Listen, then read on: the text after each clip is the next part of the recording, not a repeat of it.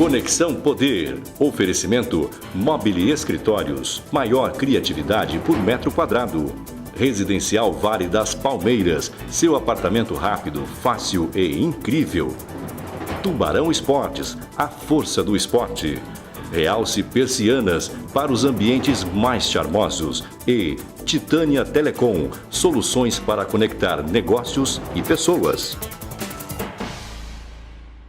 Olá, estamos começando mais um Conexão Poder pela TV Mutum SBT Canal 11, Nova Mutum, e também para todo o Brasil pelo www.conexãopoder.com.br, recebendo hoje o Controlador-Geral do Estado, Ciro Gonçalves. Participa dessa entrevista comigo, meu colega jornalista aqui do site Repórter MT, Rafael de Souza. Nós vamos conversar com o controlador basicamente, né, Rafael, sobre a roubalheira que se instalou no Estado no governo passado, né? O Silval Barbosa fez uma delação, mas, pelo que a gente sabe, ele não contou tudo nessa delação. A Selma falou o que quis. Tem coisas que o Ciro sabe, né, que ninguém sabe, nós vamos tentar arrancar dele, né, Rafael? Agora. E aí, Ciro, você já ouviu o Silval no mês de dezembro, você deve ouvi-lo agora em janeiro de novo. O que ele te contou, que você possa nos contar, que não está na delação dele? Bom, primeiramente agradecer o convite de vocês aí, André, Conexão Poder, Repórter MT, sempre bem antenados ao papel nosso, da nossa instituição, da Controladoria Geral do Estado, Rafael também, agradecer aí a presença para agora, logo em janeiro, a gente conversar um pouquinho sobre essa contribuição que a CGE tem feito, tem dedicado muito para melhorar o ambiente de governança do Estado de Mato Grosso. Tínhamos essa missão, tão logo assumimos, ali em janeiro de 2015. Em janeiro de 2015, quando o governador me fez o convite, algumas informações, tanto ele como governante eleito, o cidadão, vocês profissionais de comunicação, nós profissionais, servidores públicos estaduais, tínhamos uma boa noção do que vinha acontecendo em principais contratos dentro do Estado, a política de incentivo fiscal dentro do Estado, a forma como vinha sendo conduzido, como os atos administrativos vinham sendo conduzidos, mas talvez o que deixou passar muito a tolerância da nossa parte, eu falo nós, tanto os políticos à época, vocês profissionais de comunicação, nós servidores públicos, que vivíamos um ambiente fiscal, um ambiente financeiro que não doía tanto nas entregas públicas lá na ponta para o cidadão. Mas ali em 2015, logo em janeiro de 2015, os diagnósticos que na transição a gente já vinha repassando para o futuro governador era que precisávamos apertar o cinto, porque nós tínhamos uma dívida pública crescente, e isso ia apertar muito o cofre do Estado, ia pressionar muito o cofre do Estado.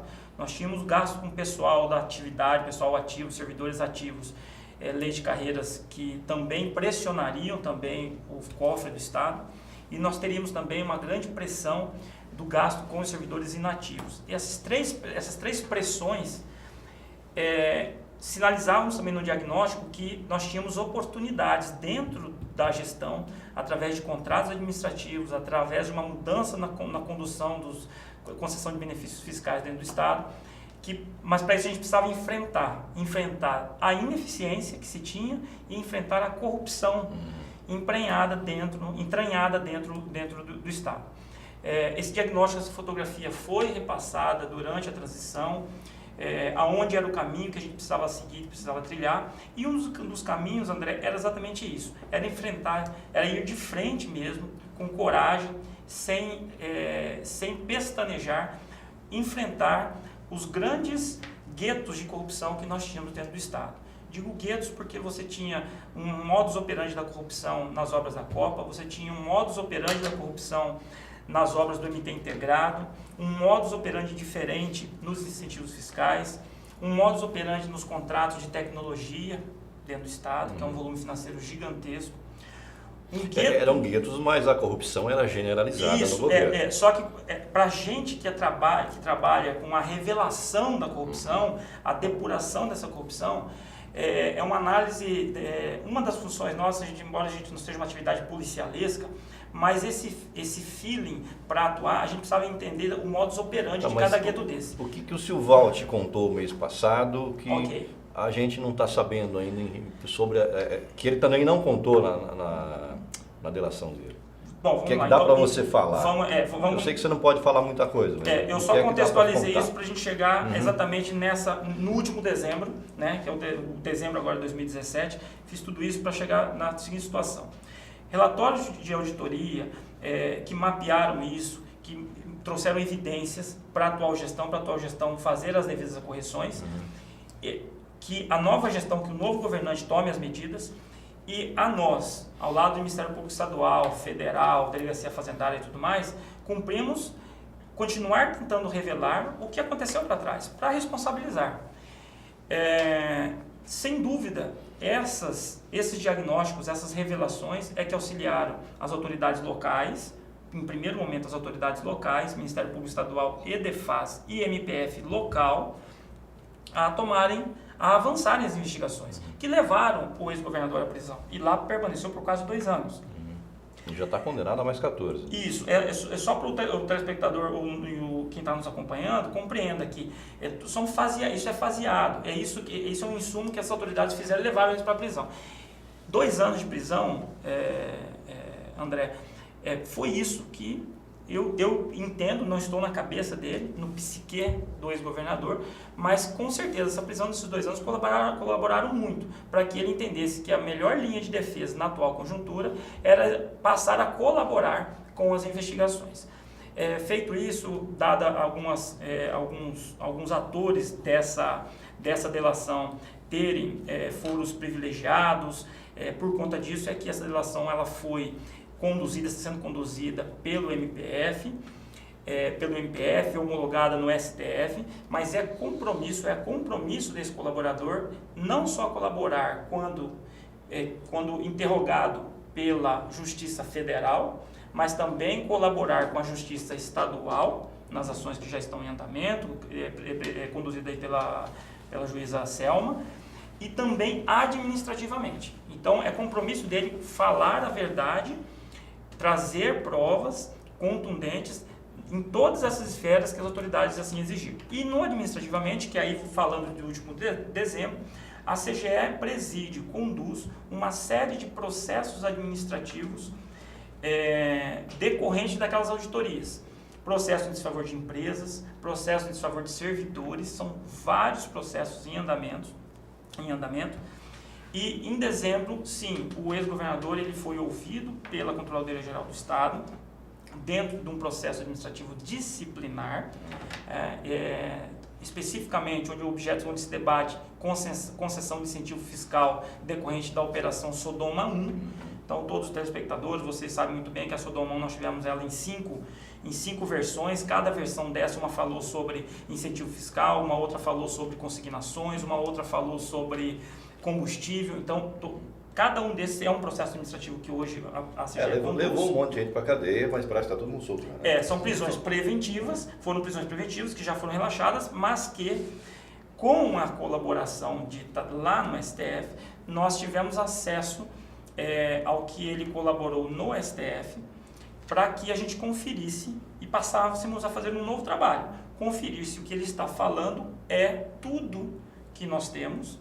Chegamos à conclusão que muita coisa do que ele falou nós já sabíamos, estão nos relatórios, 80% dos eventos, eu vou dar assim a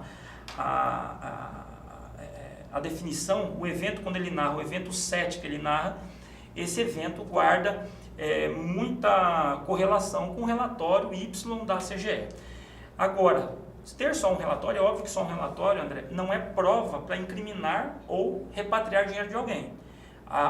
O relatório de auditoria, ela traz esses indícios. Tendo agora provas, o que eu chamo de provas? Comprovante de transferência bancária, contratos fictícios, O exemplo do VLT. No caso do VLT, a operação de descarrilho traz mais elementos do que o relatório de auditoria já dizia. O relatório de auditoria cravou que houve jogo de planilha, jogo de cronograma e o contrato foi alterado e por isso a PGE entrou com ação de improbidade. Gerou a operação de descarrilho. Exatamente. Então, o órgão de controle interno, ele consegue, a gente cravou isso. O cidadão que está lá no ponto de ônibus nesse horário esperando o VLT, que está lá, vai pegar o ônibus, ele não vai ter o VLT. Sonho. Não, eu quis dizer que ele estava esperando o ônibus porque ele queria andar de VLT, mas ele está pegando o ônibus. Esperando o VLT. É lógico que ele não vai compreender. Eu falei que esse troço não ia andar. Eu falei. 5 anos atrás eu falei que isso aí não ia andar. E é legítimo que ele não vai compreender nunca isso que a gente está explicando aqui. Que houve uma auditoria que cravou que houve uma fraude no dia que se assinou o contrato. Houve uma fraude no dia que se assinou o contrato, em que cláusulas contratuais que tinham impactos econômicos importantíssimos foram alterados depois da licitação. Que possibilitou o jogo de cronograma, foi essa alteração que possibilitou o jogo de cronograma, que permitiu que o vagão viesse antes da obra. Só que isso... Tá na cara que esse vagão que veio antes da obra foi auditoria, propina.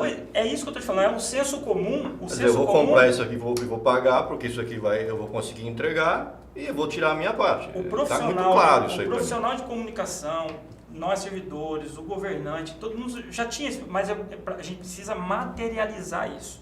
E isso foi materializado em auditoria. Com a operação de descarrilho, que é a delação, mais o relatório que o Silval vem e faz a delação, é ali que ele trouxe o caminho do dinheiro, é ali que ele trouxe dia, hora que ele recebeu as empresas, a forma que ia ser pago a propina, através de uma terceirização fictícia, como foi negociado, uma subcontratação fictícia. Tá, mas isso tudo está na delação dele. Isso tudo está na delação dele. Ao ST, a PG... Oh, meu Deus do céu. PGR, eu confundo aquelas siglas. O que ele te falou. Além disso. Aí vamos lá. Em dezembro, não respondeu a pergunta. Não respondeu. Em dezembro, por enquanto... Corta a água dele aqui. Objetivamente, põe vodka na água dele. Objetivamente, o ex-governador ele foi ouvido em um processo administrativo em dezembro, apenas com o objeto sobre concessão de incentivos fiscais decorrente da Operação Sodoma 1. Certo. É assim que vai funcionar. É que por conta dessa oitiva que aconteceu em dezembro, é que os advogados do ex-governador entraram com um requerimento pedindo data e hora para que ele fosse ouvido nos demais eventos narrados na delação. Mas ele já fala tudo agora dessa vez ou vai ter outras? Você vai ouvi-lo de novo agora em janeiro. Nós estamos reservados 4 dias de oitivas do ex-governador. Para tratar sobre que assunto? Incentivo fiscal também? Incentivo fiscal também, VLT, porque nós vamos agora já ouvir aqueles que os processos já estão instaurados. Nós temos os casos do VLT, porque eu tenho um PAD que precisa ser concluído, eu tenho um processo contra a construtora que precisa ser concluído, então eu preciso já acelerar a oitiva, ouvi-lo a esse aspecto. Incentivos fiscais sobre vários segmentos que ele narra na delação. Então nós temos já agora em janeiro, nós reservamos 4 dias para enfrentar esses primeiros objetos: incentivos fiscais, VLT e contratos de tecnologia do Estado.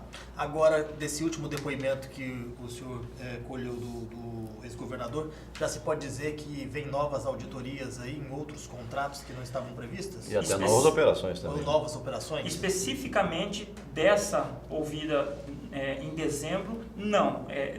Era para confirmar? Era para confirmar, complementar especificamente esse objeto, que é um processo administrativo que eu preciso concluir. É um processo disciplinar que não te contou nada que você já não soubesse. Exatamente. No disciplinar, não. Agora, dessas 4 datas, desses 4 dias seguidos que passamos a ouvi-lo agora em janeiro,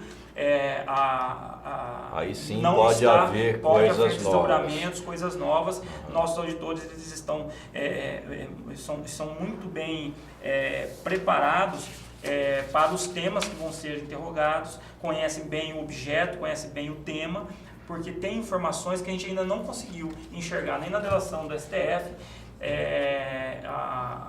algumas evidências que a gente acredita que ele tem a contribuir. Porque a própria juíza Selma, quando condenou 13 anos de cadeia, ela argumentou e ela condenou sem o benefício da delação, argumentando que ele contou na delação só o que ele quis, só o que é interessante para ele contar. Quer dizer, deve ter muito mais coisa aí, e bem mais cabeluda para E os efeitos... ser descoberta ainda. Né? E os efeitos, Rafael, de uma eventual ocultação de informação, os efeitos são muito duros. Que ele perde o benefício da delação. Perde o benefício da delação, prevalece todo o Todas as acervo, provas, todo o acervo mas que ele ele perde já o tenha benefício. já trazido e perde o benefício. Então, eu não quero fazer nenhum juízo nesse momento ainda se há ocultação ou não, mas que administrativamente eu preciso de todas essas informações. Por quê, André? Isso é importante deixar claro para o espectador. O que a gente está buscando, o que cabe administrativamente a nós, CGE e Estado de Mato Grosso, é a responsabilização administrativa. E uma das responsabilizações administrativas é tentar repatriar o recurso público ou pago indevido ou um incentivo fiscal pago indevidamente.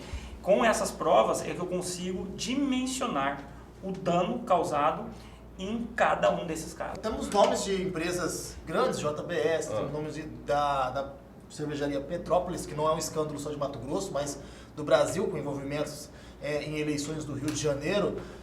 Tem também o caso da Citylar, que até hoje se parou de falar, um comércio que recebeu incentivo fiscal, está na delação do ex-governador, está na delação do ex-secretário de Minas e Energia, que é o Pedro Nadaf, de Indústria e Comércio.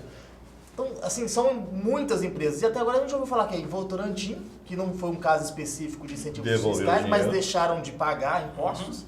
Mas ela fez um acerto, pagou 240 milhões. Não estava envolvida no esquema de incentivo, mas ela deixou de pagar impostos, não é isso? E essas empresas? O que vai acontecer com elas? Isso tem a ver um pouco com a resposta que eu te dei anteriormente. Muitos que geram um desconforto para quem está assistindo toda essa cena é o que o Rafael está colocando. Estou vendo o nome da empresa X, o nome da empresa Y, e o que está faltando para declarar inidônea essa empresa? Né? Vamos trabalhar nessa linha. Ou tomar esse dinheiro de volta. Os relatórios que foram feitos que geraram as operações, que geraram prisões e que agora estão vindo novas provas que estão... O que a gente está buscando agora nesse momento com a oitiva do ex-governador é a conexão do que se tem no relatório com essas novas provas. Sem ter provas, ausência de provas mais contundentes, o que eu digo provas mais contundentes? É o caminho do dinheiro, insisto, é o caminho do dinheiro, registro... como vocês viram, a filmagem de deputados e ex-deputados, esse tipo de prova é que tornam a providência de desenquadramento ou de penalização de determinada empresa mais segura juridicamente. Essa é a situação. O nosso papel a gente tem que fazer dessa forma. Nós temos uma condenação, o ex-governador foi condenado, seus ex-assessores foram condenados. Já não existem essas provas feitas pelo Ministério Público? Exatamente. Ele foi condenado, essa primeira condenação é da Sodoma 1. Sim, incentivos fiscais. É a Sodoma 1, incentivos fiscais, no caso Tractor Parts, é assim que acaba funcionando. Virão outras penalidades dos outros fatos, da consignação, sobre combustível, sobre a questão do VLT, isso aí vai vir processo a processo. A gente pode abrir um debate bastante longo nisso, né, para dizer o seguinte, olha, demora-se muito para se chegar a uma penalidade. A Sodoma 1 aconteceu em novembro de 2015, outubro de 2015. Sodoma 1, setembro de 2015, eu lembro, a prisão do governador foi no dia 15 de setembro. Exatamente. Então, assim, nós temos em 2 anos, em primeira instância, 2 anos e alguma coisa, que veio a condenação. Mas vocês mesmos são até mais provas do que eu. Vocês passaram durante esses 2 anos reportando todas as oitivas, todas as diligências, todos os impulsos. Esse processo nunca ficou parado. Esse processo sempre andou. Em primeira instância, ele está sempre andando, sempre esteve andando. Como concomitante, está andando a Sodoma 2 até a 5, Operação Seven, a Operação Guarda Descarrilho. Então, assim, é isso.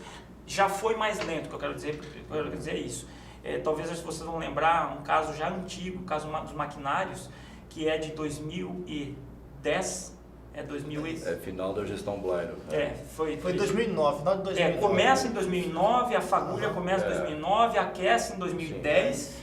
E ali, quer dizer, esse é um processo que perdura que ainda atravessa até hoje. Isso começou com o relatório de auditoria, não tivemos delação nesse caso, né? Eu falei final da gestão Blairo, mas foi final da gestão Transição Blairo, para mas Silval. o Silval era vice dele e assumiu em abril de 2010. Março de 2010. E aí, a partir dali que se começou a descobrir tudo isso aí. Quer dizer, E ali a gente o falava- Silval já entrou fazendo meleca. E ali a gente Fazendo falava lambuço. de 44 milhões de reais. Que era E troco agora, perto do nós fizeram falamos de 1 hoje. bilhão. A nossa equação leva a 1 bilhão e 33 milhões Eu de ia te reais. fazer essa pergunta, quanto que esses caras roubaram? Mais de 1 bilhão. Mais de 1 bilhão. Quer dizer, roubaram praticamente um VLT inteiro. Exatamente. Quase que o valor correspondia que se pagou no VLT até hoje, de 1 bilhão e 66.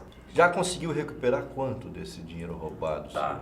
Boa pergunta, André, porque, como a gente disse, né, o maquinário, você percebeu quando eu joguei a palavra maquinário, quase todos nós aqui no estúdio ficamos com uma interrogação. Quando foi? Qual era o valor? Que fim que deu? Alguém foi preso sobre aquilo? Isso se perde, isso vai se diluindo no tempo e a gente acaba mais quente com os mais recentes, né? Preso não foi ninguém, mas teve um secretário que acabou morrendo, né? Contaram uma Mas história a lá informação no que era sítio, outra- que era uma outra história, uma história Bem mal contada, inclusive. mal contada, uma história sexual, mas eu nunca acreditei nessa história. Pra mim isso foi queima de arquivo. Tá bem na cara isso. Bom, Acho que foi o único que pagou o pato dessa história toda até hoje. E era quem tinha muito a dizer. Né? Então, cala a boca, Batista. Vamos lá, sobre repatriação, sempre explicando isso, até você citou a questão da Votorantim, não era questão de incentivo, mas que na verdade estava gozavam do benefício de maneira equivocada, de maneira errada, né? Mas a contabilização de todas as devoluções, tanto de JBS, de Votorantim, uma que a gente teve no final do ano passado, até a imprensa reportou semana passada, que é o caso da Camargo Correia. Da Camargo Correia nós repatriamos 80 milhões de reais, nós repatriamos da Votorantim 260 milhões de reais, da JBS não me lembro agora de 376 milhões. 376 milhões. Esses são as repatriações mais robustas. Mas além dessas, nós tivemos já repatriações já conduzidas homologadas pela doutora Selma, que é o do caso da Sodoma 5, do combustível, houve repatriação de recurso público. Essa agora do ex-governador, do ex-secretário Pedro Nadaf. Então, esses valores estão sendo repatriados. Aí, só para deixar uma informação para vocês talvez compreenderem, alguns falam assim, esse dinheiro volta e está indo para onde? Isso também a gente tem recebido esse tipo de pergunta, né? O novo CRIDAC, novo Centro de Reabilitação do Aquino Correia, que está sendo edificado, é um novo CRIDAC, não é reforma do antigo, novo CRIDAC está sendo construído lá no antigo Hospital Central. Toda aquela edificação, em torno de 12 milhões de reais, ele está sendo inteirinho edificado com repatriação de recursos da corrupção do ano até o ano 2014. Ali inteirinho é dinheiro de repatriação dessas auditorias, dessas operações, dessas ações conduzidas pela doutora Selma. O novo corpo de bombeiro lá no Distrito Industrial, nós conseguimos repatriar e destinar uma parte desse recurso repatriado para a construção de um batalhão do Corpo de Bombeiro no Distrito Industrial, uma pauta reclamada pelo empresariado da região. Já foi destinado? Já está em andamento? Já está em conta, vai ser licitado, tem um projeto, já está em conta blindada, não vou nem falar reservada, conta blindada para esse fim, porque judicialmente ela está já reservada esse recurso. Então tem o projeto, tem o dinheiro já, e vai ser feita a licitação agora em 2018. Esse dinheiro já está garantido para o Corpo de Bombeiro, para aquela região lá tão reclamada. Por incrível que pareça, mas é legítimo, folha de pagamento de dezembro de 2015, setembro de 2017 e agora, essa última folha de pagamento, um dos grandes fôlegos para o cofre do Estado. Lembra do que eu falei no início, da dificuldade de pagar dívida, mas a folha de pagamento nesses 3 meses, elas foram socorridas por repatriações desses recursos. Foi muito importante para que a gente chegasse no final de 2017 com bastante dificuldade, mas saudando esses compromissos com os servidores públicos também. Bom, vamos ao tempo da TV, voltamos em 1 minuto.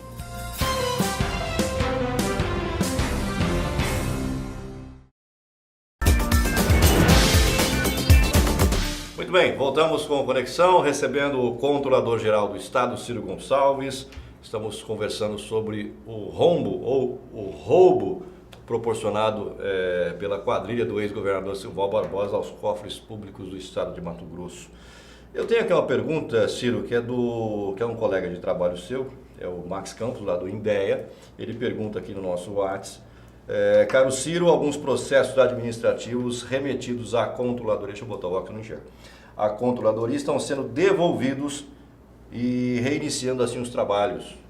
O que aconteceu para que houvesse essas devoluções que se reiniciassem, vamos assim dizer? Eu até ia pedir para o Max depois se ele pudesse mandar especificamente ou o caso ou os casos concretos, mas pela descrição dele dá para perceber que hoje uma das atividades nossas da CGE não a nossa razão de existência institucional, ela é atuar no controle interno do Estado. E uma das atividades de controle interno é coordenar as corregedorias setoriais que toda secretaria tem que ter em determinadas ocorrências que alguma secretaria tenha, seja de ordem disciplinar, de algum servidor ou com relação com algum fornecedor. E a CGE ela coordena todas essas setoriais e, ao coordenar essas setoriais, a finalização de determinados processos disciplinares na emissão de parecer de legalidade do processo, se for identificada ou algum cerceamento de defesa ou alguma atecnia na condução do processo, é encaminhado para o órgão setorial de volta para que ele sane essas possíveis falhas processuais. Eu não sei se esse é o caso concreto, mas uma possibilidade é essa. O Silval falou em 78 milhões de devolução, né? 78 milhões, muitas pessoas acham isso muito pouco, pelo quanto que a própria 1 bilhão em devolver, controladoria já apontou. Sim. Devolveu 7% do que ele roubou. Sim. Isso é um acordo dele com a Procuradoria-Geral da República. Isso. No caso dessas oitivas que vão ter com ele na comissão da Controladoria, ele pode ter que devolver mais recursos para o Estado? A Controladoria tem esse poder? Pode, Rafael, ela pode alcançar isso, porque há uma independência de instância da administrativa com as responsabilizações cíveis e criminais, essa primeira situação, então é possível, mas o próprio compromisso dos 70 e poucos milhões, quase 80 milhões, feito na sua delação homologada no STF, existe cláusula, isso em todas as delações, se uma vez apurado que o dano supere, inclusive lá no MPF, lá no STF, se for apurado que o dano supere aquilo que ele devolveu, ele se obriga a fazer essa complementação. Então, objetivamente, é o que nos compete, é possível, sem problema nenhum. Esse é um dos objetivos de trazer o ex-governador também para contribuir, colaborar com as investigações administrativas. E uma vez apurado que o dano ao quinhão, a parcela, a fração que ele se beneficiou for maior que isso, nós vamos sim perseguir isso através desses processos. Essa é a primeira situação. A segunda situação, só para deixar claro, que ainda que, numa hipótese, que a gente revele que esse quinhão tenha que ser maior, administrativamente chegar a essa conclusão, mas não alcance 1 bilhão e 33 que nós dimensionamos lá em 2015. É fato, Rafael, que não havia uma organização criminosa dentro do Estado. Essa organização criminosa envolvia corruptores e corruptos, envolviam beneficiários de toda a grandeza e de toda a área. Então, desse 1 bilhão e 33, você teve um empresário que era detentor de um contrato fraudado e que parte desse 1 bilhão e 33 foi absorvido por esse empresário. Você tem um agente público ou outra autoridade política à época, ex-secretários, que também podem. Então, assim, esse é o que tem sido o desafio nosso de inventariar o tamanho da organização criminosa, mapear quem faz parte exatamente da organização criminosa. Isso parece que está muito bem, as digitais estão muito fortes, né, dado todas as provas que já se tem aí. Agora, pegar esse valor de 1 bilhão e 33, é fato que nada disso teria acontecido se o ex-governador não orquestrasse isso. Ele foi o maestro dessa orquestra. Só que repatriar o dano ao erário, a gente tem que ir atrás do maestro e também tem que ir atrás aquele que estava tocando o violino, aquele que estava tocando o violão, que estava tocando a bateria. Então, você tem empresários que se beneficiaram com incentivos fiscais, você teve empresas que receberam por manutenção de rodovias e não deram manutenção na rodovia, você teve empresas que teriam terceirizado mão de obra em TI com 200 pessoas, mas forneceu só 40 pessoas. Uma máfia. Mas você compreende que você Então, tem vários atores só para questão fechar. da TI aí é uma máfia absurda. É isso. Se não me engano, tem matéria no Repórter MT sobre isso. Inclusive, o filho do Publicado em ex-governador. 2014 já essa denúncia. Confecção Enfim. de material gráfico que você teria fornecido containers, carretas e carretas de material gráfico e que na prática não se forneceu. Então perceba que quem se beneficiou disso não foi apenas o maestro.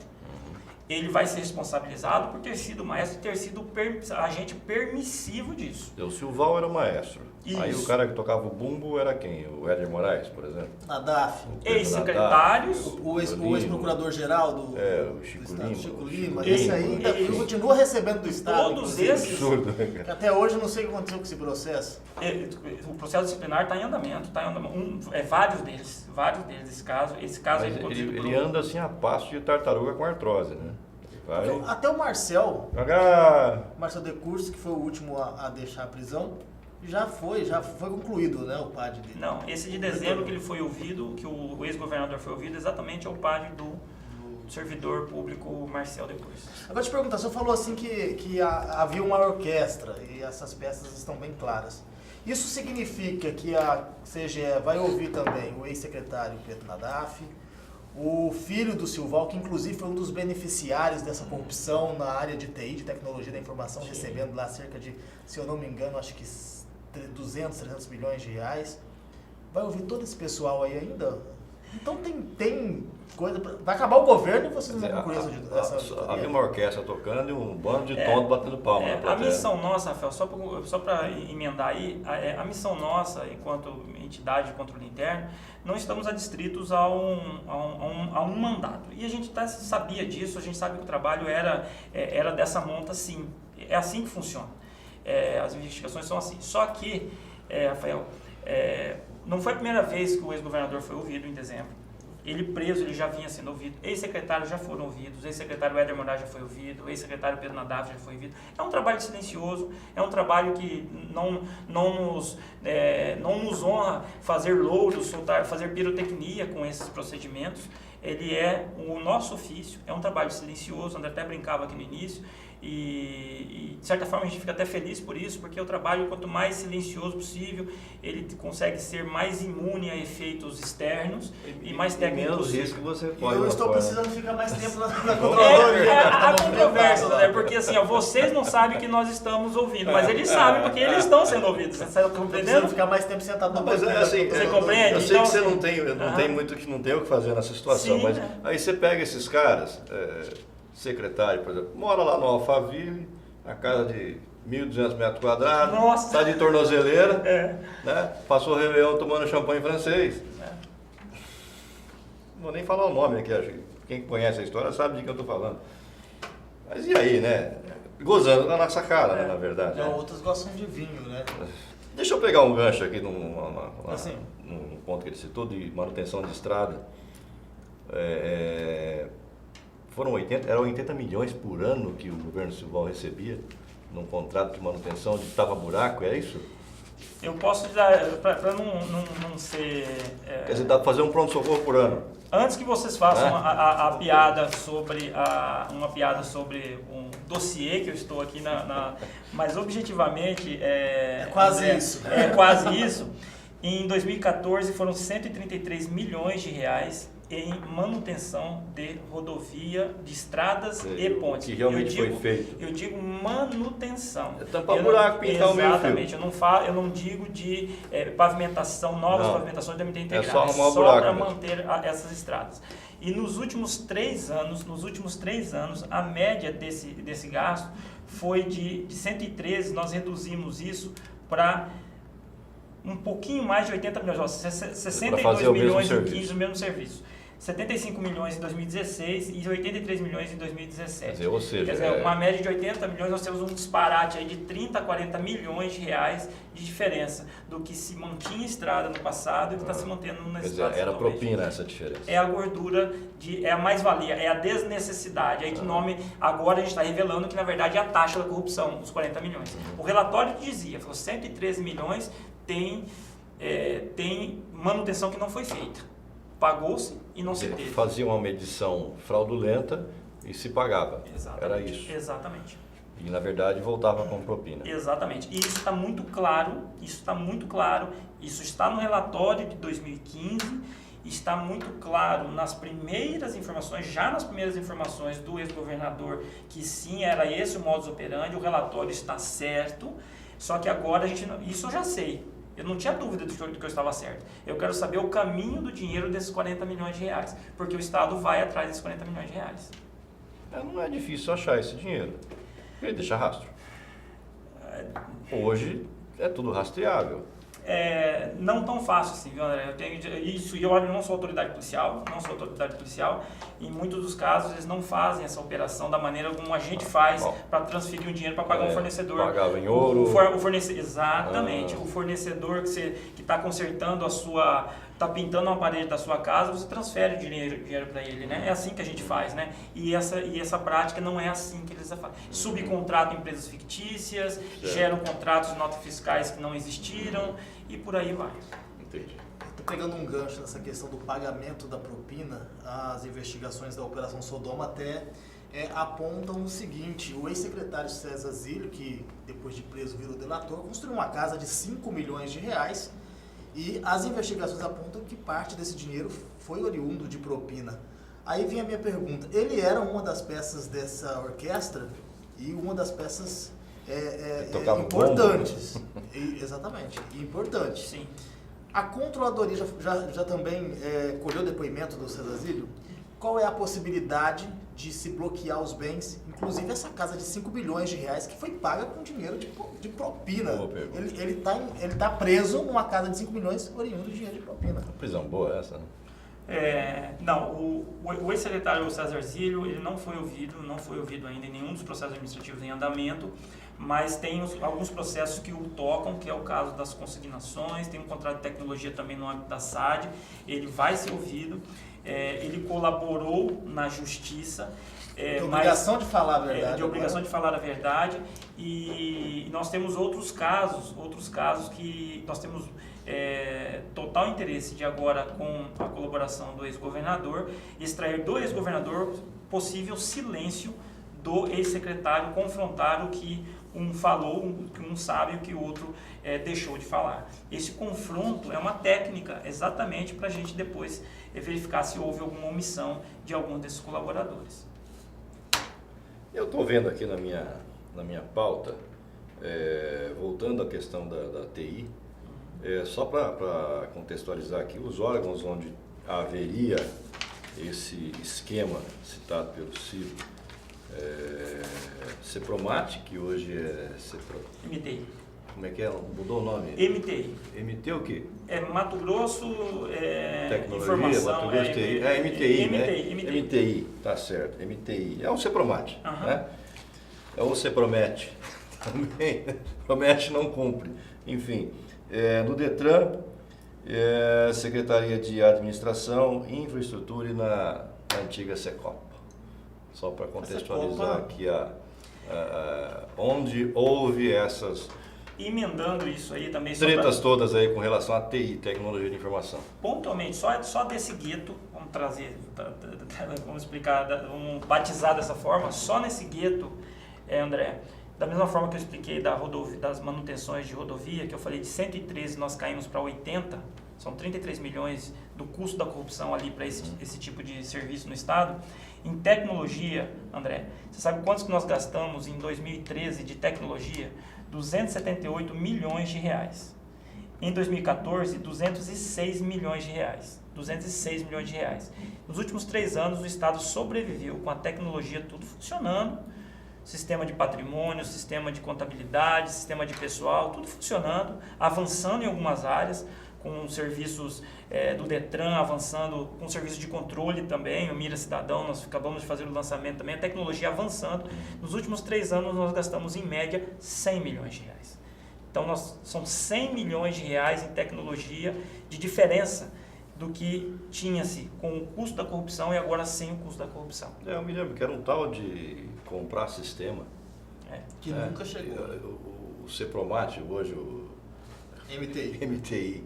deveria desenvolver sistemas, não, ele comprava sistemas, sabe? Não é assim. E cada hora um negócio novo que os caras inventavam de Isso. comprar e era um horror de dinheiro que ia e nunca funcionou direito também, não sei para que serve aqui. O Cepromat aqui fazendo uma defesa da instituição e não daqueles que conduziam. Não, a instituição sim, agora quem conduzia... A razão da existência dessa instituição é normal, é assim na União, numa grande empresa. Se você hoje você tem aqui, se você tiver um responsável de informática para cuidar de toda a sua rede, de todo o seu sistema interno e tal, mas o que resolvi agora é que era um aplicativo do meu site e tal. Às vezes o seu técnico aqui não domina essa tecnologia, às vezes você pode contratar isso, mas isso você faria dentro dos padrões de preços adequados e tal. E o que a gente revelou em várias auditorias em tecnologia de informação de novo, foi mais um gueto dessa orquestra toda, em que a coisa funcionou exatamente para dilapidar o recurso público, o dinheiro público, e que o que acontece? Hoje nós conseguimos sanear isso nos últimos 3 anos. A vacina que nós demos em 2015, ela está funcionando ainda, mas agora a gente está satisfeito com o caminho que está sendo dado. Hoje a gente gasta num padrão adequado, só que agora a gente está indo atrás desse dinheiro que foi pago indevidamente. Nós temos tempo ainda? Tempo da TV? Tempo da TV, então.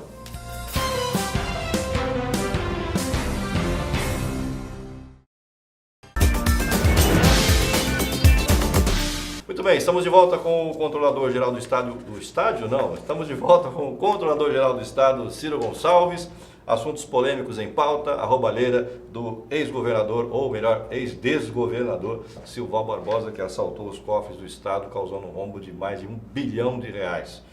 O Rafael Souza tem a pergunta sobre os terrenos, né, Rafael? Porque não foi só o Silval roubo, dando terreno para todo mundo. Não foi só roubo. O Silval também achou que era o Silvio Santos, começou... Quem quer terreno... E eu fiquei sabendo agora que foram 50 entre terrenos com preço promocional, terrenos doados, porque houve terreno doado para... Ele fez promoção de terreno. Fez promoção de terreno, doou terreno. Como estão esses terrenos? Eu me lembro de maçonaria, foi uma doação que ele fez. Doou também terreno para a igreja a qual ele pertencia. E também houve venda de terrenos a preços de banana.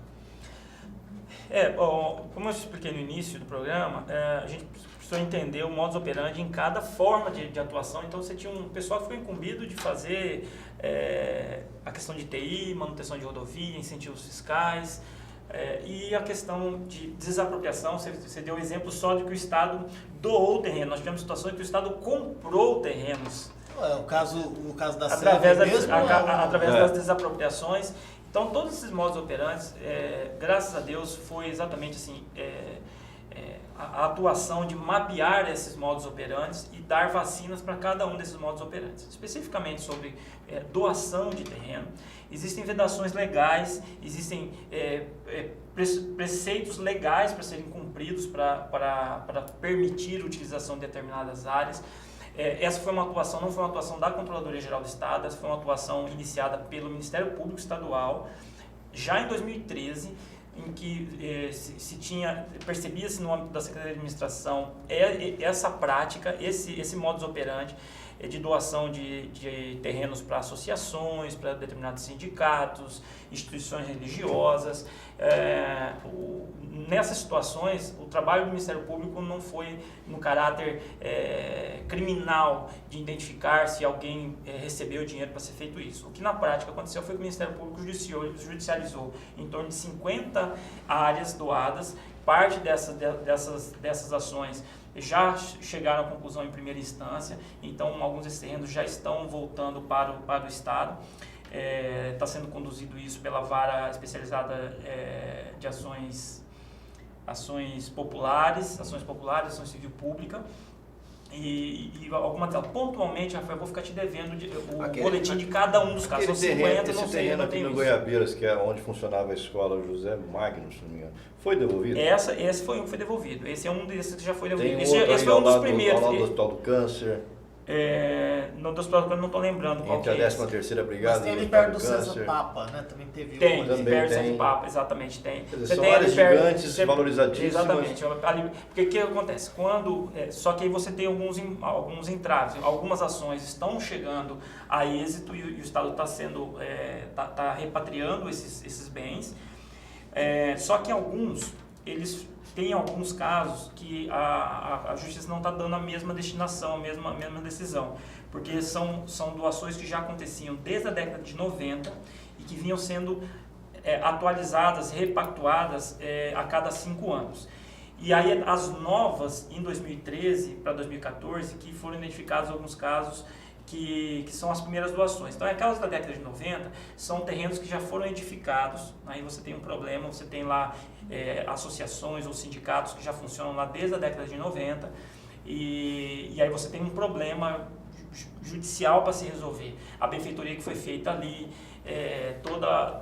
todo o ganho que se teve, inclusive na região, nas adjacências, porque quando se doou determinado terreno, determinada área, ajudou-se a fomentar que para determinada região ali fosse mais aparelhamento, mais serviço público.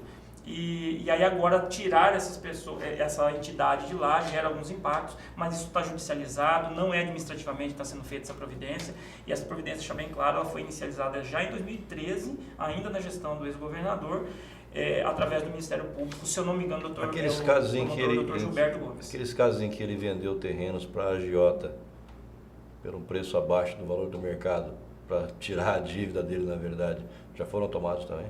Não, eu não sei se é esse que você está dizendo, eu não lembro agora o Se nome. não me engano, é esse do José Magno mesmo aí, que teve esse problema.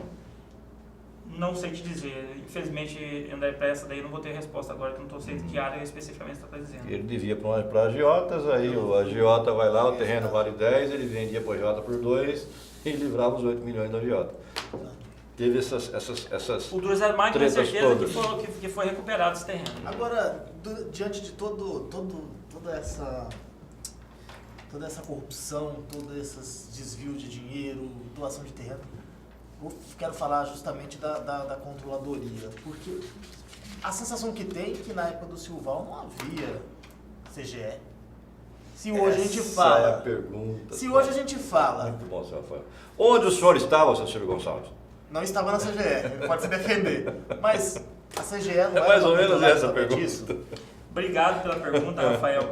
Aí já corrigindo, já começando pelo final, Rafael, eu estava sim. Estava, ele é funcionário de carreira. Carreira, Eu sou verdade. auditor do Estado, de Estado desde 2010. Eu sou egresso do último concurso, do penúltimo concurso para auditor. Já do estava Estado, lá. em 2010.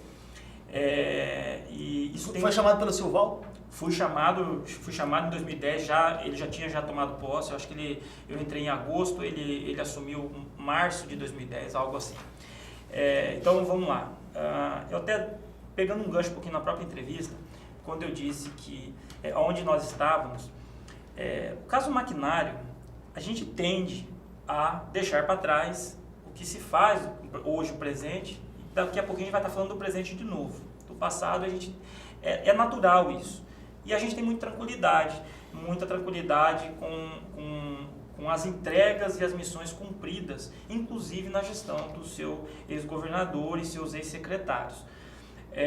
Temos muita tranquilidade porque foi ali naquele momento que nós diagnosticamos para a alta gestão, como a gente diagnosticou para a alta gestão todos esses problemas, nada adiantaria, a auditoria ela não imuniza o problema. Eu diagnostico para que a partir dali a alta gestão tome as suas decisões. No caso dos maquinários, foi diagnóstico da Controladoria Geral do Estado. Operação de edição extra foi diagnosticado pela Controladoria do Estado. As auditorias do MT Saúde, que geraram CPI da MT Saúde, que vocês todos reportaram durante meses, durante um ano, falando sobre CPI. A CPI ela acontecia por conta dos relatórios da auditoria daquela gestão. Então, assim, pegando só 3 exemplos, que eu poderia fatiar aqui em milhares de outros casos, mas esses talvez os que ganharam mais repercussão à época, que agora já não estão tão quentes, mas são casos que hoje ex-secretários têm seus bens bloqueados, ex-secretários respondem criminalmente, penalmente, criminalmente e civilmente. Então, edição extra. Teve o secretário adjunto da Secretaria de Administração foi preso em 2014 e o secretário de comunicação, o secretário adjunto de comunicação foi preso em 2014. E é de uma área do métier que vocês operam, exatamente que vocês operam. Aquela operação ela foi por conta de um relatório de auditoria da CGE. Então, é essa série histórica de atuação. E aí eu digo para vocês, onde eu pessoalmente, profissionalmente eu fui o coordenador da auditoria da Operação Extra, cuja gestão, os gestores ali conduziam, faziam as irregularidades, as fraudes, a corrupção que lá estava acontecendo. Só para você ter uma ideia, em comunicação e serviços gráficos, nós saímos do patamar de gasto anual de cerca de 75 milhões de reais de gasto anual em publicidade e serviços gráficos, 75 milhões de reais, após 2014, com a Operação Extras, as atividades da CGE em cima disso e monitorando depois daquilo, nós estamos com um gasto médio nos últimos 3 anos, algo em torno que não passa, em média nos últimos 3 anos, em torno de 60 milhões de reais. Então nós estamos falando de 15 milhões de reais por ano a menos, se está se fazendo mais comunicação, se a comunicação é de melhor qualidade, baixa qualidade, não é isso que eu estou dizendo. Estou dizendo que gasto financeiro, consumo de dinheiro público. Então é ali que nós estávamos. É isso que facilitou muito, não tenha dúvida, Rafael, onde nós estávamos, que facilitou muito o êxito e a evidência que hoje a CGE está tendo. Porque esse domínio técnico, domínio dos assuntos, domínio do... Quando o André fala assim, Ciro, esse negócio da TI, esse negócio é antigo, esse negócio fazem muito rolo com isso. Nossos auditores, quando sabem desse tipo, quando a gente foi fazer a auditoria falando a nova autogestão, sabe esse assunto aqui? Esse assunto não descobri, parte dele eu não descobri agora, eu já sabia, já tinha diagnosticado. Você vai fazer o que agora? Você vai rescindir fazendo nova licitação ou vai continuar com a mesma prática? Não, eu vou rescindir. O governador decidiu rescindir e fazer as novas licitações nas áreas onde nós tínhamos as corrupções. Então, esse efeito é que reverbera muito, mas isso não se faz da noite para o dia. E lá nós estávamos reportando a autogestão. Lógico que hoje, a gente sabia em 15 que a gente tinha muito trabalho para fazer, Rafael, muito trabalho mesmo. Um dos efeitos que reverbera muito hoje, essa atuação nossa, sem dúvida, foi a chegada de 25 novos auditores. O governador nomeou em 2017 25 novos auditores. Então, todo esse trabalho que você, não sei se foi quando vocês dois disseram, Ciro, isso vai passar o mandato, vocês ainda vão estar trabalhando nisso. Eu não tenho dúvida disso. Mas, com certeza, com os 25 novos auditores que chegaram, é que tem ajudado a gente repatriar mais recursos, que a gente tem ajudado a diagnosticar melhores oportunidades. Então, receber mais auditores. Eu não sei se algum de vocês chegaram a conhecer onde trabalhava, onde funcionava a Auditoria Geral do Estado. Não sei se algum de vocês dois chegou de passar por lá. E agora, onde nós estamos aparelhados. Só em 2017 nós recebemos 1,8 milhão de investimento em inteligência, tecnologia e prédio para se trabalhar. Isso significa prevenção. Isso significa prevenção. Isso significa que o que nós propiciamos de bônus para o interesse público, que é controlar mais concomitante, mais preventivamente, vale a pena o investimento. E perceba, é um investimento em outras áreas, é dinheiro de dia. A gente pode colocar que esse investimento é a consequência de Mato Grosso, seu segundo estado que mais prende servidor público por corrupção? Pode ser a consequência, o investimento vir por conta disso, ou ao contrário. Os efeitos das prisões, os efeitos de processos disciplinares, de demissão ou de repatriação de recursos, seja por conta dos investimentos. E esse investimento, eu acho que o terceiro investimento que é muito importante eu deixar muito claro para o espectador, é investir em mais gente, investir em mais recursos, em mais aparelhamento. Mas um terceiro investimento, Rafael e André, esse é um investimento que a gente não viu no governo passado, e eu falo isso do alto assim, do que eu estou acompanhando da atual gestão. Material humano. Material humano é investimento e estrutura é investimento, mas investir na confiança da opinião técnica da Controladoria Geral do Estado. É acreditar que é a opinião técnica que a gente está dando, e a alta gestão, lógico, a alta gestão precisa estar comprometida com essas opiniões. A gestão passada se mostrou que não era uma questão só de desrespeito às nossas opiniões, era uma questão de índole, de caráter, de idoneidade ou falta de bandidagem idoneidade, mesmo. bandidagem. Quadrilha. E isso a gente está percebendo quando a gente foi sinalizando, rescinde aqui, repactua aqui, para com essa despesa colar. O governador, quando ele fez aquele decreto em 2 de janeiro de 2015, aquele decreto, para muitos ali naquele momento, poderia gerar alguma desconfiança. Decretos iguais a esses eu já vi em outras viradas de gestão. Muitos podiam pensar isso, mas o efeito prático não é isso que a gente percebeu enquanto controlador. Ciro, pegando o gancho do controlador, que é o que controla, a polêmica da semana foi em torno do FEX.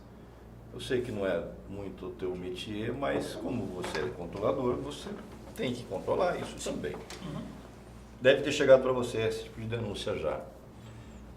O FEX evaporou assim que entrou na conta, para cobrir rombo dos fundos constitucionais, como o Fundeb, por exemplo, entre outros. A minha pergunta houve pedalada do governo nessa questão? Agradeço a pergunta, André. Realmente é o tema talvez mais atual, né? Novamente a gente precisa falar sobre a atualidade, é muito importante. E eu faço um reparo na tua pergunta, André. Primeiro evaporar, né? O recurso não evaporou o recurso não evaporou. O recurso foi destinado para políticas públicas, Se de repente o município ainda não fez, por óbvio, não fez uso, é a mesma situação nossa. Se a gente recebesse o FEX, que é um direito do Estado, tempestivamente lá em agosto e em setembro, com certeza em 2017 outras entregas teriam acontecido, né? Então esse aí é uma dificuldade que o Estado passou e acaba que os municípios, que são os mais necessitados nessa cadeia, isso é indiscutível. Só que, André, eu só não concordo da forma como está sendo conduzido isso. Já vi alguns atores políticos aí, o presidente da MM fazendo algumas colocações. Eu não concordo no seguinte sentido: a postura de transparência de toda a dificuldade fiscal do Estado, essa é uma postura que foi tomada há bastante tempo.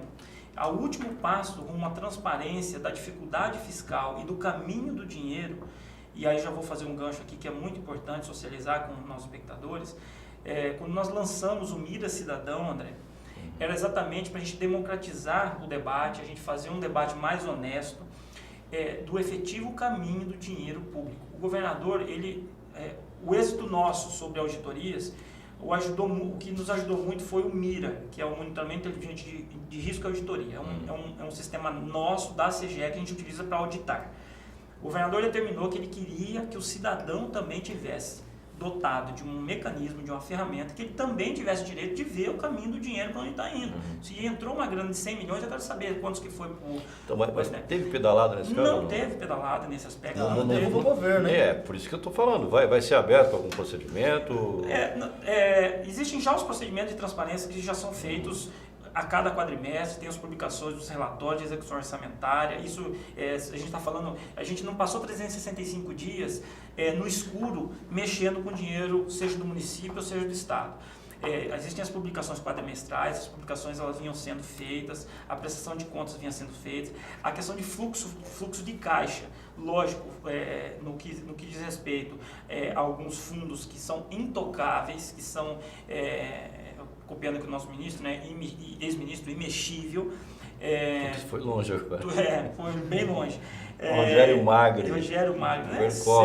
Nossa senhora, na época eu era cara pintada, eu acho. Eu era cara pintada ainda. Mas tanto essa questão, inclusive do fluxo de caixa, a dificuldade do fluxo de caixa não foi fácil. Trabalhamos muito, André, respondendo que não houve a pedalada.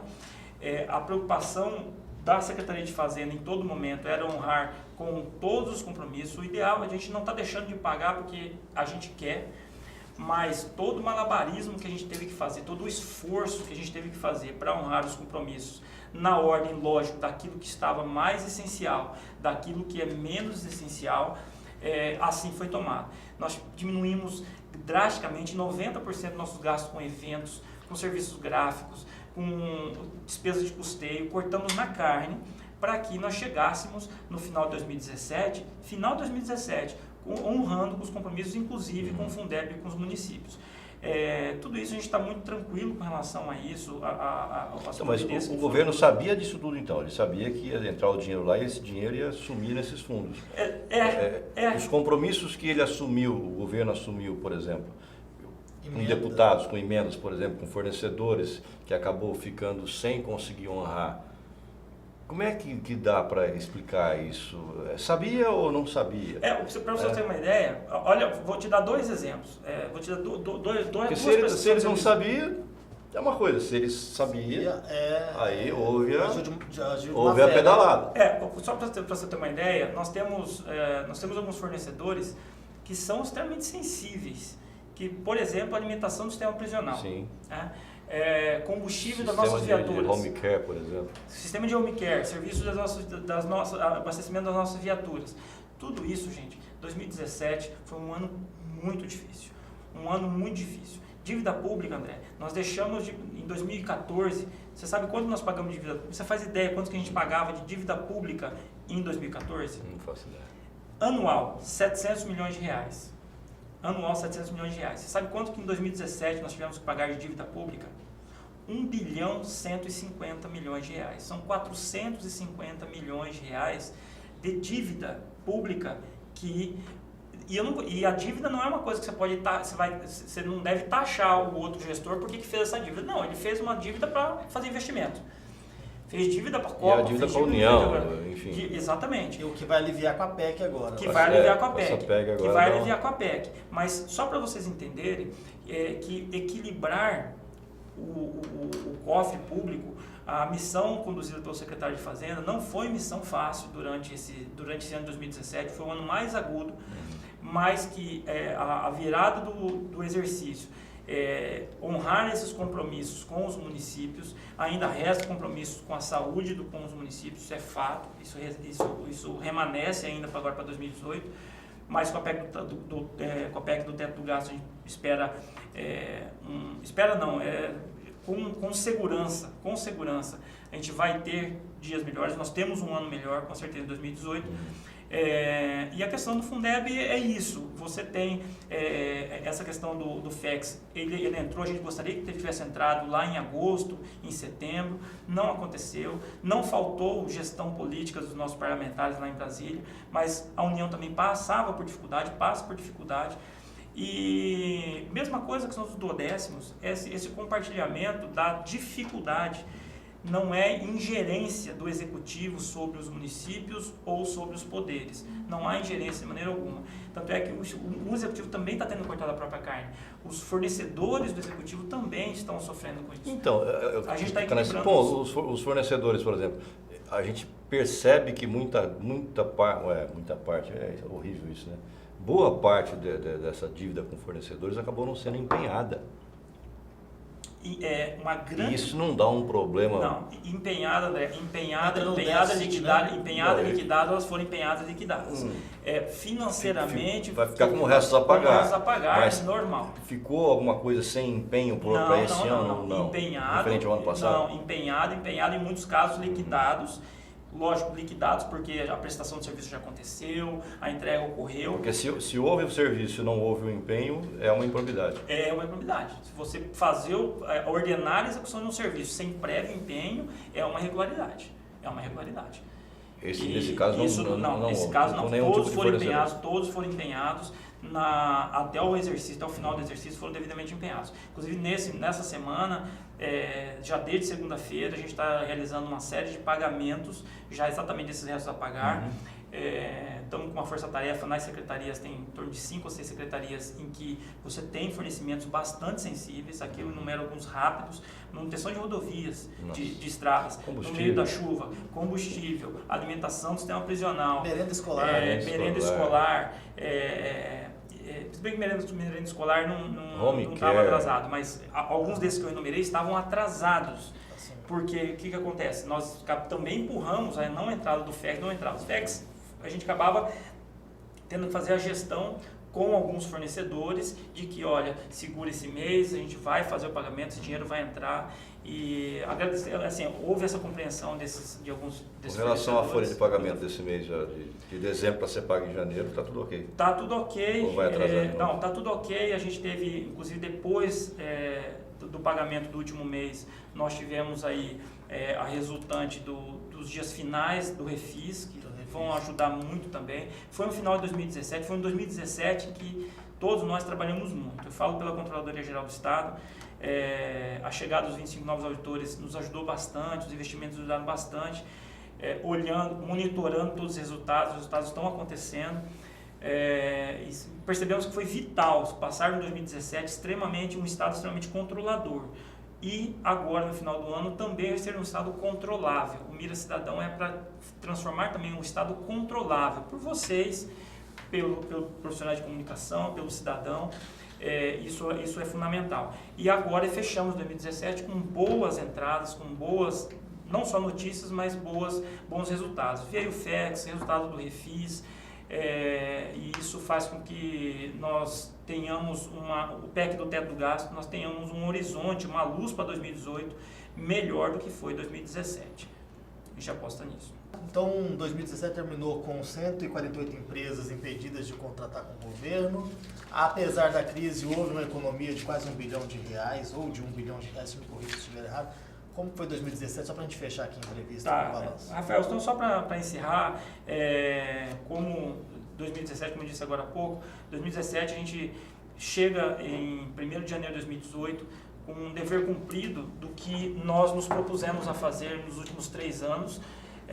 Em 2017 a gente está cumprindo uma etapa importante, que foram, a partir das auditorias de 2015, em 2017 nós recebemos, como eu disse, 25 novos auditores, quase R$2 milhões em investimento.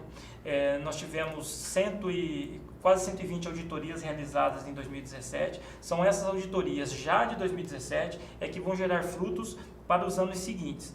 Mas aquelas auditorias feitas em 2015 e em 2016, o monitoramento dessas auditorias, do resultado das auditorias, que é mais importante. A auditoria ela não é um fim em si mesmo. Ela audita, revela, avisa a autogestão, o autogestor ele toma a decisão e a gente começa a colher benefícios. Então, os benefícios nos últimos 3 anos que os objetos auditados, nos últimos 3 anos, a gente tem feito um monitoramento muito firme disso, convidamos o cidadão a monitorar isso também. Hoje ele tem à sua disposição o Mira Cidadão para que monitore também.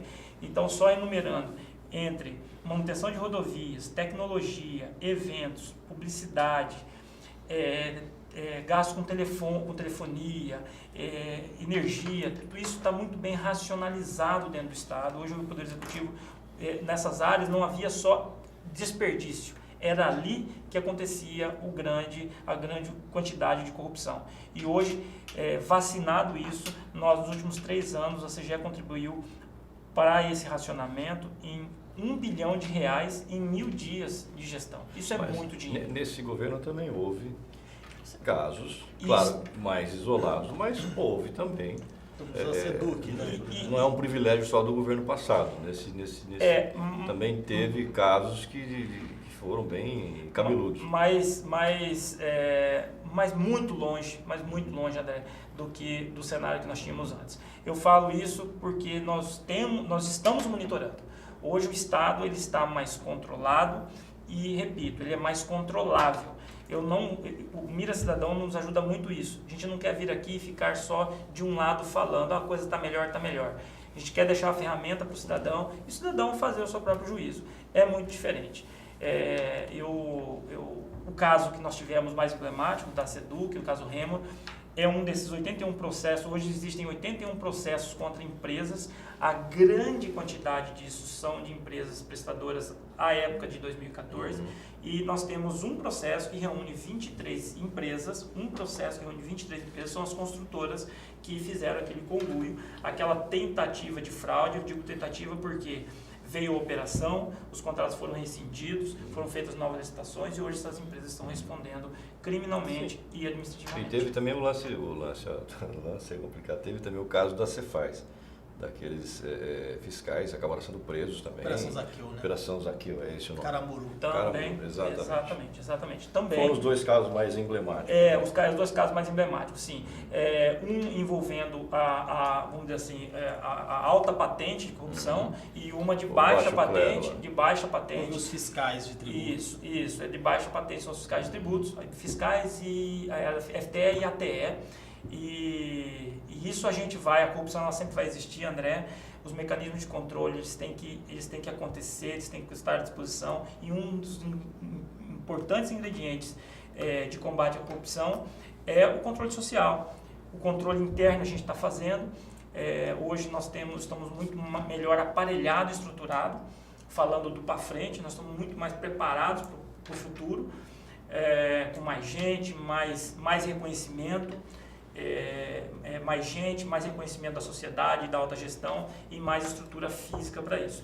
Mas eu quero de novo insistir no convite ao cidadão, aos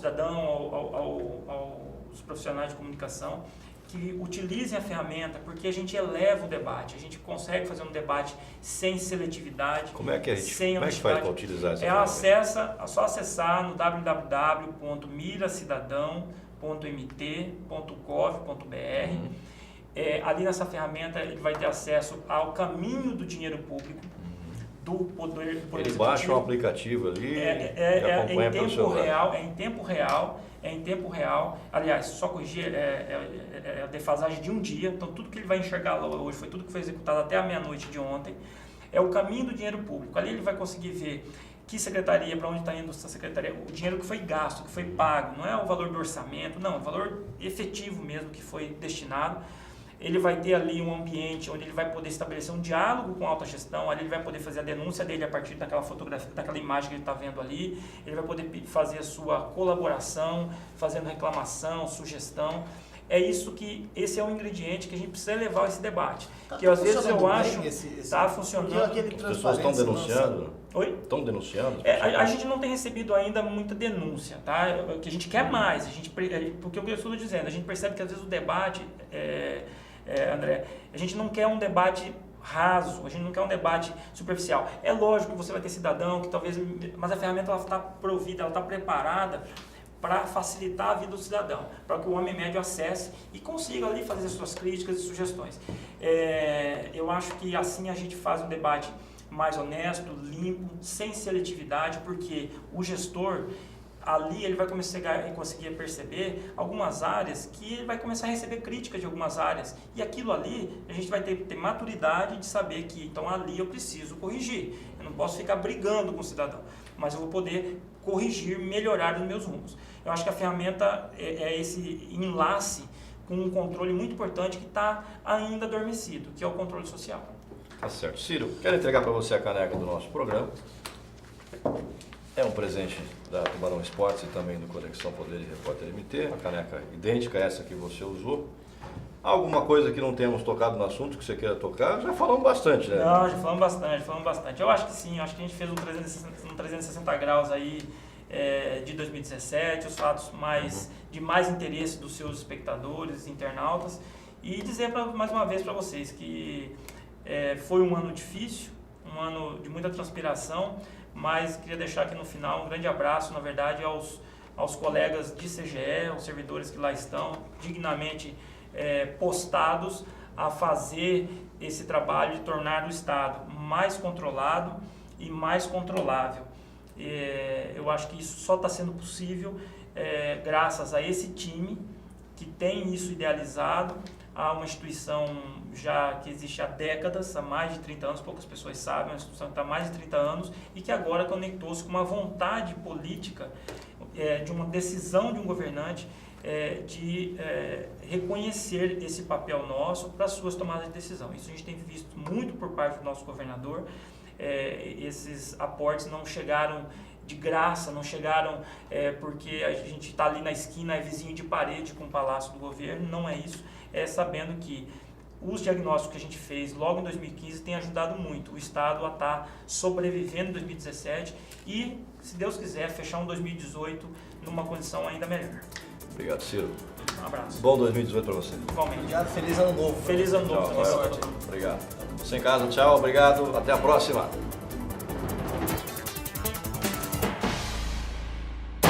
Conexão Poder. Oferecimento Mobile Escritórios. Maior criatividade por metro quadrado. Residencial Vale das Palmeiras. Seu apartamento rápido, fácil e incrível. Tubarão Esportes. A força do esporte.